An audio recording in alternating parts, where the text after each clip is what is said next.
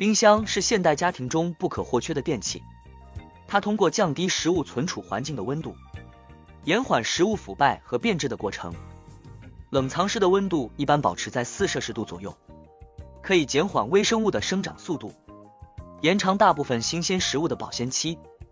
而冷冻室的温度则在零下18摄氏度以下，能够把食物中的水分迅速冻结，阻止微生物的生长和食物中酶的活性，从而长期保存食物。